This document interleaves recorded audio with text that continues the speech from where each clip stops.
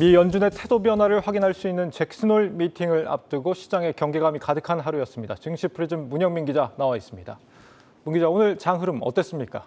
오늘은 외국인이 코스피 지수를 견인했다고 해도 과언이 아니었습니다. 네. 외국인이 오늘 하루에만 1,500억 원 이상을 사들인 건데요. 벌써 6거래일째 연속으로 순매수 행진을 이어가고 있습니다. 반면 개인과 기관은 순매도했는데요. 개인이 50억 원가량 팔아치웠고요. 기관은 어제와 마찬가지로 또 순매도를 했습니다. 1,400억 원 팔았고요. 예. 증권업계에서 좀 분석하기로는 오랜만에 마주하는 상승장이었지만 반발 매수세가 유입되면서 이 반짝 상승이다. 기술적 반등에 불과하다라는 의견을 내놨고요. 특히 지수가 등락을 반복한 이유에 대해서는 당장 내일 잭슨홀 미팅을 앞두고 있는데 이에 시장은 아직 경계 심리가 잔존한 상황이라고 평가했습니다. 네, 연준이 이제 시장에 좀 머뭇거리는 시그널을 주면은 자산 시장이 또 기대를 갖게 되니까 이대로 75bp 올릴 거다 이런 전망이 우세했다가 간밤에 또 경기 침체를 우려할 만한 지표들이 나오다 보니까 다시 50bp와 75bp 반반 확률 나타내고 있습니다. 시장이 등락을 반복하는 것도 그런 측면에서는 좀 이해가 됩니다.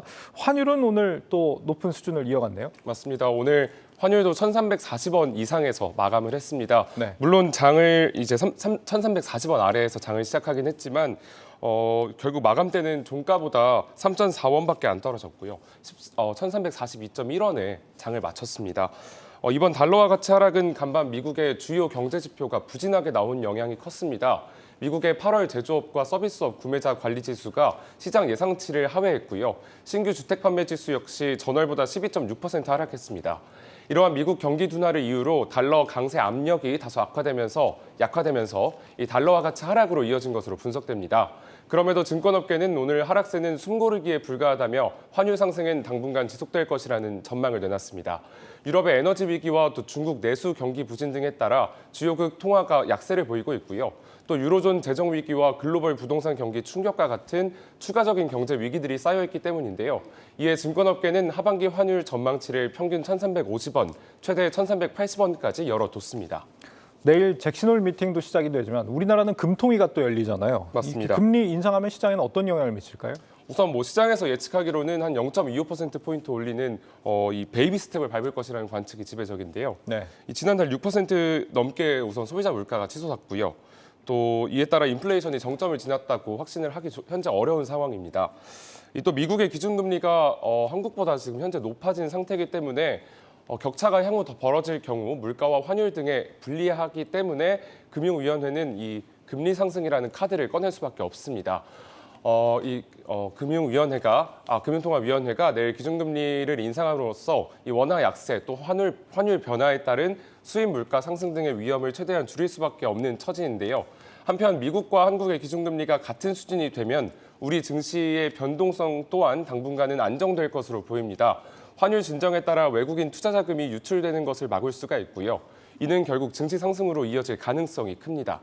다만 오는 9월 FOMC 회의 이후에 한미 기준금리 역전이 다시 발생할 수 있기 때문에 증시에 미치는 긍정적인 영향은 단기적일 것으로 보입니다. 그렇습니다. 우리는 이번에 이제 올리고 나면은 9월에는 금통위가 없고 다음은 이제 10월이거든요. 근데 그 사이에 내일 우리가 25bp를 올려서 어쨌거나 미국과 우리나라가 같아진다고 하더라도 9월에 연준이 지금 고민하고 있는 건 50bp 아니면 75bp니까 그때가 되면 다시 또 역전 폭이 더 벌어질 수 있는 그런 우려가 있는 것 같습니다.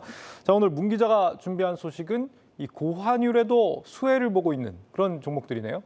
네, 전통적으로 이제 환율이 올라가면 해운이나 조선, 또 자동차, 의류 업종들이 주목을 받아왔었는데요. 네. 이 업종들은 수출 비중이 높아서 달러 가치가 오를수록 이 가격 경쟁력이 오르고 결국에는 실적 개선에 반영이 된다는 이유에서입니다. 통상 고환율을 기록한 이후 3개월 이후에 이 실적에 반영이 되기 때문에 해당 업종에 속한 이 기업들은 올해 3, 4분기 실적이 예상보다 높게 나올 가능성이 있습니다.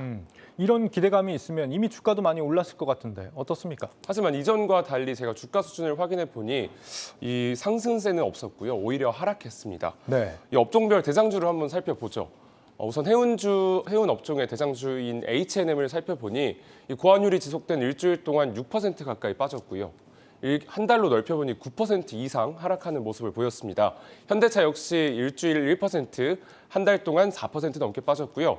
FNF도 일주일 동안 4% 이상 하락하는 모습을 보여줬습니다. 이 증권업계 분석에 따르면 이전과 달리 현지에 공장을 세우거나 해외 직접 생산이 늘어난 영향이 컸고 또 근본적으로 경기 침체의 수요가 뒷받침되지 않는 것도 이 환율과 주가 사이의 상관성을 낮추는 요인이 됐다라고 분석했습니다. 고환율 때문에 가격 경쟁력이 높아져도 안 팔리면 소용이 없다 이런 거네요. 그러면 그 중에서도 좀 수요까지 받쳐줄 만한 종목을 또 우리가 찾아봐야겠는데요. 그래서 이 시장에서는 이 종합 상사주를 최근에 좀 관심 있게 보고 있습니다. 상사주요? 맞습니다. 네. 이 대표적인 종합 상사인 포스코 인터내셔널과 LX 인터내셔널이 있는데요. 주가를 또 한번 마찬가지로 살펴보니 일주일 동안 각각 12% 넘게 올랐고요. 한 달로 넓혀보니 포스코는 40% 이상, LX는 28.9%나 상승을 했습니다. 네. 이 두 기업은 에너지 자원 수요 폭증에 따라서 원자재 가격 상승과 더불어서 이 고환율, 이 달러화 강세 수혜를 동시에 받고 있는 겁니다. 최근 미국의 9월 인도분 천연가스 가격은 전일 대비 5.6% 올라서 14년 만에 최고치를 기록했고요. 석탄 가격 역시 1년 사이 2배가량 오른 수준에서 거래되고 있습니다. 포스코 인터내셔널은 미얀마에서 가스전을 보유하고 있고 LX 인터내셔널은 인도네시아와 호주에 석탄 광산과 파뮤 공장 등에 투자하고 있습니다. 또 통상 종합상사는 이 원자재 트레이딩 수수료를 달러로 받기 때문에 환율이 올라가면 실적 또한 빠르게 상승할 수밖에 없습니다. 이러한 이유로 증권가에서는 종합상사의 영업이익 예상치를 상향 조정하고 있는데요. 실제로 최근 이 제시된 포스코 인터내셔널의 연간 영업이익 시장 전망치는 9,425억 원이었습니다. 한 달 전에 제시된 이 시장 예상치가 9,200억 원이었고요.